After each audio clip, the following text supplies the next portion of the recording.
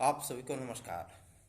सुप्रभात। सार्थक government job point YouTube channel आप सभी लोगों का हार्दिक स्वागत करता है। चैनल पर नए हैं तो चैनल को सब्सक्राइब करके वीडियो को लाइक शेयर जरूर कर दिया करें। बेल आइकन दबा कर रख लें ताकि आपको नोटिफिकेशन मिल जाए और आप उसे शेयर कर पाएँ। कल शाम की वीडियो नहीं डाल पाए, बहुत से विद्यार्थियों के मैसेजेस और फ़ोन कॉल्स आ गए, भैया वीडियो नहीं पाई, वीडियो नहीं आई।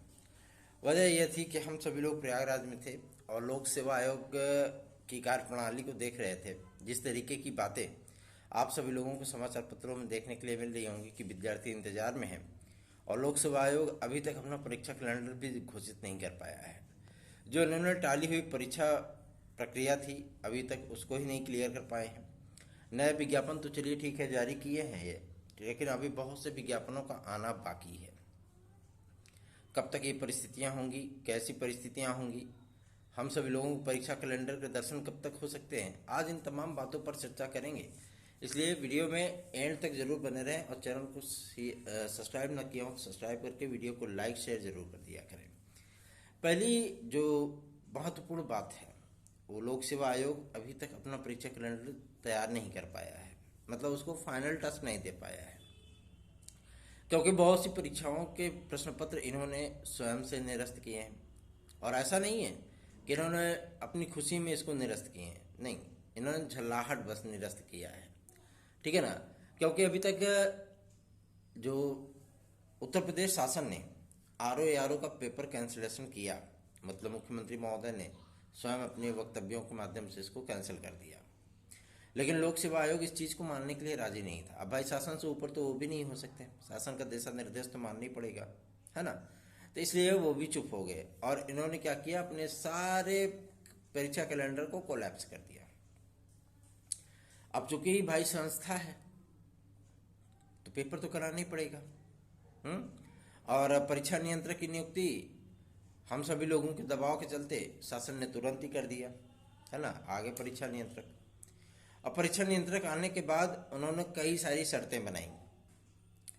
शर्तें बनाने के बाद उन्होंने शासन को प्रेषित किया कि ये हमारी शर्तें हैं कि हम ऐसे ऐसे जगहों पर सेंटर बनाना चाहते हैं। तो ऐसी परिस्थितियों के लिए सरकारी संस्थाओं की मांग की गई कि प्रश्न पत्रों की जो छपाई प्रिंटिंग है वो गवर्नमेंटेड संस्थाओं से हो, जिसके माध्यम से भाई प्रश्न पत्र इधर उधर न होने पाए, है ना।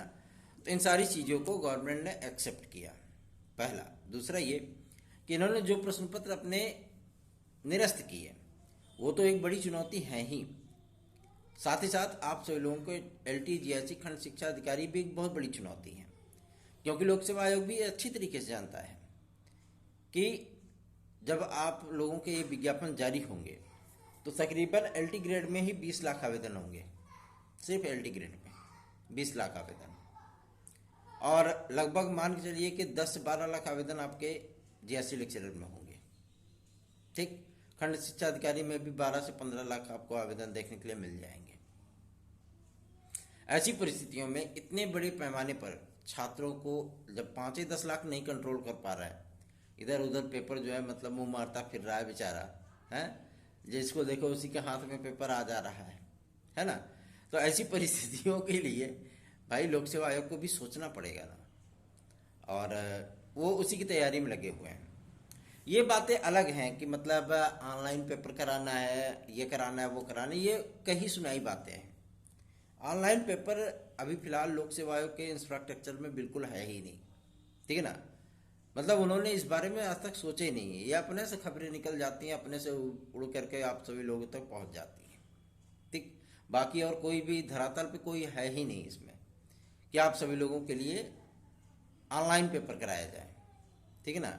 जो इस तरीके की बातें आप लोगों को उकसाने के लिए प्रेषित की गई थी कि ऑनलाइन पेपर होगा तो विद्यार्थियों के पास कोई प्रूफ नहीं होगा। अरे हद है भैया, ऑनलाइन पेपर ऐसे थोड़ी ना होता है, उस तरीके का इंफ्रास्ट्रक्चर बनाना पड़ेगा ना भाई। सेंटर कहाँ बनाओगे, 10 लाख विद्यार्थी कहाँ सेंटर बनाओगे आप?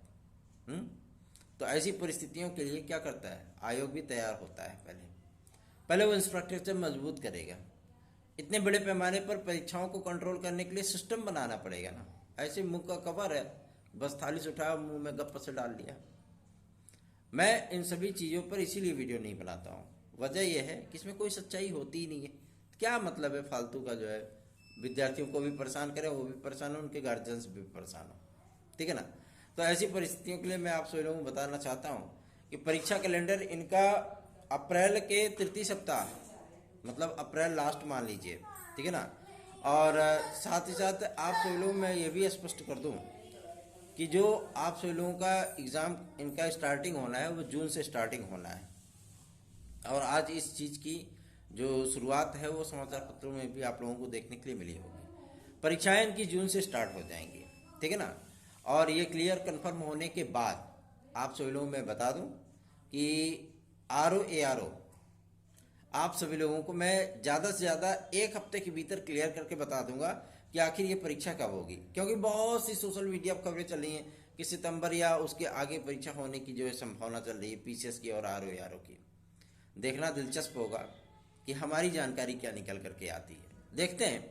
लेकिन हम सभी लोगों का यही प्रयत्न है, यही प्रयास है कि अगस्त सितंबर में हम लोगों को LTGIC देने के लिए मिले, RO ARO और पहले करा लो तो ज़्यादा बेहतर है, ठीक है ना। तो पता करते हैं, देखते हैं, क्योंकि अभी तक तो भाई अब कल रामनवमी है ही, है ना, और आज तो महाअष्टमी है।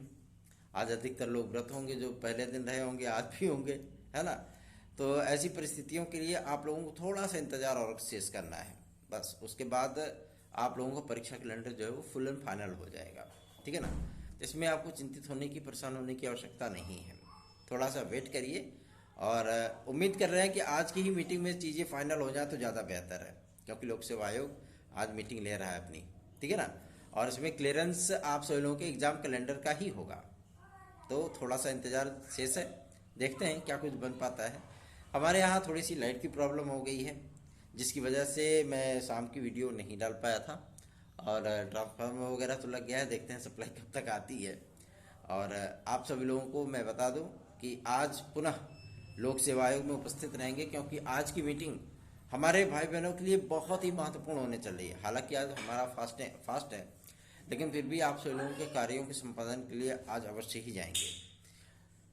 बहुत से विद्यार्थियों का आयु वर्ग को लेकर के भी काफ़ी सारे सवाल हैं, सारी चीज़ें उनसे कंफर्म करनी है, क्लियर करनी है कि भाई एज रिलैक्सेशन दे दिया जाए तो ज़्यादा बेहतरीन होगा, है ना।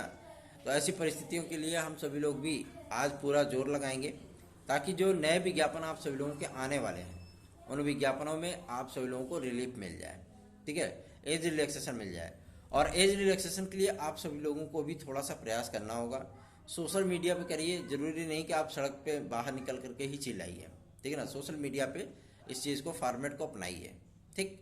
तो कोशिश यही करिए कि आप सभी लोग हमारे साथ कदम से कदम मिला करके चल सकें, क्योंकि विद्यार्थी जुड़ते हैं फिर भागते हैं, फिर जुड़ते हैं फिर भागते हैं, ये ऐसे मज़ा नहीं आता है काम करने का, ठीक है ना। आप या तो जुड़िए या तो भागी जाइए, कोई दिक्कत नहीं है, ठीक। चलिए आगे बढ़ते हैं। आज बात करेंगे आप सभी लोगों के शिक्षा सेवा चयन आयोग की। शिक्षा सेवा चयन आयोग सोमवार को अपनी जो मीटिंग लिया था, उसमें आप सभी लोगों में बता दूं स्टेनोग्राफर वगैरह आ गए हैं, जो आप सभी लोगों को फार्मों की स्कैनिंग वगैरह करते हैं, सारी चीज़ें मेंटेन करते हैं, और कुछ आप सभी लोगों के कार्य सुचारू रूप से चल रहे हैं। और सूचना प्राप्त हुई है कि 15 जून के बाद आप सभी लोगों के परमानेंट अध्यक्ष जो है वो नियुक्त किए जाएंगे। सचिव के साथ साथ परीक्षा नियंत्रक आदि भी उसी के बाद ही आएंगे, क्योंकि जो प्रशासनिक जो डिसीजन होता है ना, वो बिना सचिव के लिए ही नहीं जा सकता, ठीक। और जब सचिव आएंगे तभी आयोग आप सभी लोगों का कार्यशील होगा, पहला। दूसरा ये, जब परीक्षा नियंत्रक आएंगे तभी आपका एग्जाम शेड्यूल आएगा, ठीक है ना। और तीसरा ये, जब आपका वित्त नियंत्रक होगा तब आपके आवेदन लिए जाएंगे, ठीक है ना, कोई नया विज्ञापन जारी होगा। बहुत हमारे डीएलएड और बीटीसी वाले विद्यार्थी भी पूछ रहे थे, भाई बहन भी पूछ रहे थे कि भैया यूपीटीईटी का विज्ञापन कब तक आ सकता है।